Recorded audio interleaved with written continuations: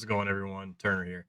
So, as today's thumbnail states, today we're going to be talking about the 14th Amendment. This amendment has become a huge thing in question, and it's not the first time that it has come in question. This is in particular to potential presidential candidate Donald Trump. As you've seen, I'm sure somewhere, Colorado removed or had a vote of 4 out of 3 to remove Trump from the GOP primary ballot. This is a federal ballot in which states can vote out of all the candidates for Republican as to who will go for the presidential campaign this year. So they voted for it. It went to the Supreme Court. Supreme Court needs to rule on it. Now, where this is getting out of hand is the state of Maine is now the second state to publicly come out and state that they are just doing it. There's no court ruling. There's no process. There's no trial. There's no nothing. Just it's happening. This is how it is. Deal with it. And unfortunately, that's just not how it's supposed to work. A Secretary of State just can't say, hey, I might be the Democrat in charge of this, so I'm going to dictate who's on a Republican ballot. It just doesn't work that way. If it does end up going through, then the state will effectively not be counting its votes towards it, as it will be completely irrelevant and it's one-sided, and it affects who people willingly will want to elect. It affects their ability to vote and choose who they want to run for president. And it's not just Republicans who are getting upset about this. So there is a video I have here, and this is by CBS. And I'm going to just play this for you because these are the Secretary of State's words. My job was to evaluate the facts presented at the hearing, the evidence that was produced, and the record created in that proceeding. Now I'm going to stop there. So, and I want this to be 100% clear. And I apologize for the bottom hue here. I don't know how to get rid of that when it minimizes down. I'm going to work on it. I want this to be 100% clear. Donald Trump has never been tried. He's never been convicted and never been charged with an insurrection. And if you go back to any of those who have gone through the process, the legal process, and have been charged with anything as a relation to January 6th, none of them have been charged with an insurrection. Now, the reason this is huge is we're going to actually dig into it.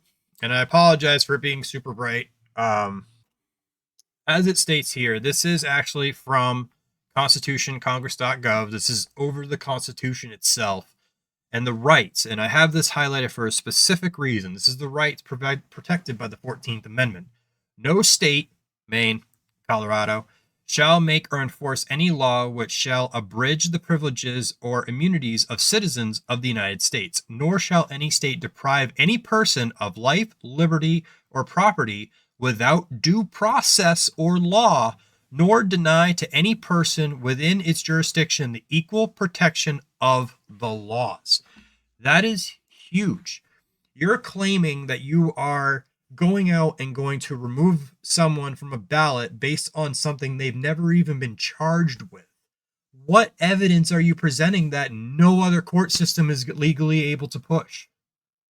What? You're not a judge. You're not a jury, but you're acting like judge, jury, and executioner. You just effectively said that a man committed a crime and he is being removed from the ballot for a crime he's never committed, charged for, or been sentenced to. What gives you the right? I honestly ask, what gives you the right, Secretary of State of Maine? What gives you the right? What crime did he commit? So technically, the Secretary of State is infringing on Maine residents' voter rights. That's a crime. That is something protected by the Constitution. By that, we have legally the right to remove her from any re-election. And the reason I state that is because if we go into it, this is Section 3. I will read it verbatim. No person shall be a senator or representative in Congress or elector of president and vice president, or hold any office, Secretary of State, civil or military, under the United States or under any state, who is having previously taken an oath as a member of Congress or as an officer of the United States or as a member of the state legislature or as an executive or judicial officer of any state to support the Constitution of the United States, shall have engaged in insurrection or rebellion against the same, or given aid or comfort to the enemy thereof. But Congress may by a vote of 2/3 of each house remove such disability. So, I ask again, if he partook in an insurrection, has he engaged in an insurrection or rebellion at all? If he has, why has he not been charged? That's serious. As I recall, Congress talked about this some time ago. Congress wanted this Section 3 of the 14th Amendment to go forth and actually remove Trump from the ballot. This is just so you can see what I'm talking about. So this is dated September 5th, 2023. Trump challenges argument the 14th Amendment disqualifies him in 2024 and more trial takeaways.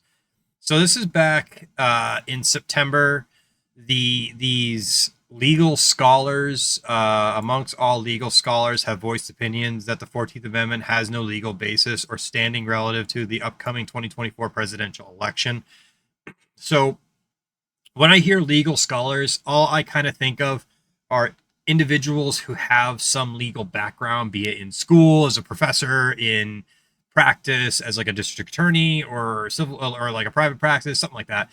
But they tried this before, and it was, as you can see, the argument boils down to how Trump's behavior after the 2020 election and surrounding January 6th relates to this section of the 14th Amendment. Now, so they tried this before, but it had no basis to stand on. It had no grounds, and they just let it go. But here we are now, just moving forward and saying, screw it, people have tried it, we're going to do it anyway. It's a typical Democrat thing. I mean, look at Biden. Supreme Court said to him, no, you can't do the payoff of student debts off taxpayer money, and then Biden did it anyway. And then the Supreme Court said, no, we told you not to do that. Oh, so instead of paying back student debt relief, we're going to rename it to student relief payback. Yeah, we can do it now. No, you can't do it. They could not do it. They had their legal people review it, could not do it. But now we're coming back to this because this Secretary of State is so eager to jump on the opportunity to condemn Donald Trump that she's skipping the entire process, the entire legal process, which, if we go back to that part, no state shall make or enforce any law which shall abridge the privileges or immunities of citizens of the United States, which, correct me if I'm wrong, Donald Trump is still a citizen of the United States, nor shall any state deprive any person of life, liberty, or property without due process of law. You are depriving somebody of the liberty to be on the GOP ballot without any legal process, without being charged, found guilty by a jury of their peers, or sentenced. Yes, he's in courts and he's in indictments and everything like that. Those have not been resolved yet. Say what you like. Accuse what you like. You have the right to say it. Doesn't make it true. Just because you despise an individual does not make them guilty. In this United States of America, you are innocent until proven guilty, not guilty until proven innocent, unlike this Secretary of State, who apparently is now have the legal authority to sentence someone of a crime without even possessing a law degree or being in a position to have said authority. Yet here we are. So I firmly believe that the Supreme Court will shoot this down. I firmly believe that the ruling will be overturned because this does violate constitutional rights. This is interfering with a GOP primary election. By those standards, this is election interference. We are condemning an individual of a crime that he never committed. Those who are supposedly involved in this insurrection have never committed or been tried with. Keep that in mind. Now, I want to be 1,000% clear. I did not know this. I had to literally Google, can you be charged with an insurrection? I'm not a lawyer. I don't have a law degree, but I wanted to look it up. And this is according to the Federal Criminal Defense Advocates.com, section 18 U.S. Code, subsection 2383, rebellion or insurrection. It usually involves acts intended to overthrow, disrupt, or challenge the authority of the United States or impede federal law enforcement. So this is something you can be charged with. You can be charged with an insurrection.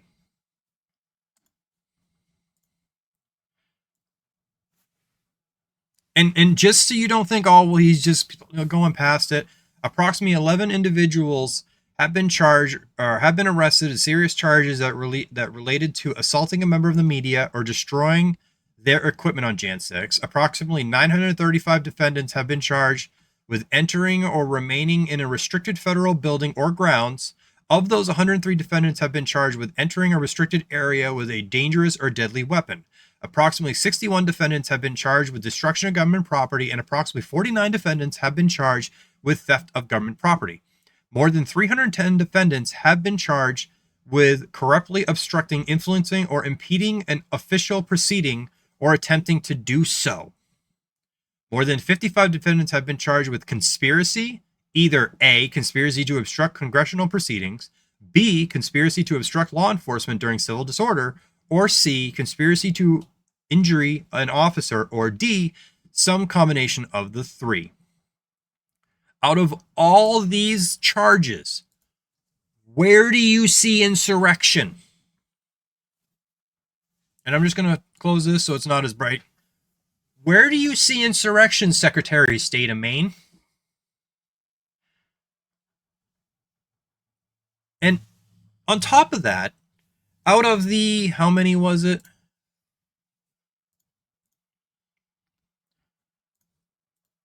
One moment. Out of the 1,069 defendants that have been charged, 0 insurrections. None of them were President Trump. So don't you find it odd? Hear me out. Hear me out. Hear me out. Don't you find it odd that the one individual everyone is trying to throw the 14th Amendment, Section 3, at an individual hasn't been charged with anything? Almost like they have nothing to charge him with. What are Trump's indictments? Okay. What does it tell me? Hush money. Trump was first indicted in March 2003 by the Manhattan District Attorney on the state charges related to hush money payments to an adult film star in 2016. That's the Stormy Daniels case. Classified documents. Trump was indicted in June 2023 by a federal grand jury in Miami for taking classified national defense documents from the White House after he left office and resisting the government's attempt to retrieve the materials. That's a different video. Just going to throw it right there. The president has the authority to declassify classified documents. Unlike the vice president, which when Joseph Biden took the documents, he was a vice president. He could only declassify documents he created, not any document. Election interference. Trump's third indictment, here I'm going to highlight it. Trump's third indictment is a result of the special counsel Jack Smith's investigation into the allegation efforts by the former president and his allies to overturn the 2020 election. The indictment alleges Trump and co-conspirators attempted to exploit the violence and the chaos at the Capitol by calling lawmakers to convince them to delay the certification of the election. So, his opinion? He's in court for an opinion that he lost the election because it was fraudulent. We'll continue. Fulton County. This is in Atlanta. An Atlanta-based grand jury August 14th indicted Trump on 18 others on the state charges stemming from their alleged efforts to overturn the former president's 2020 election defeat. 4 people have pled guilty. So,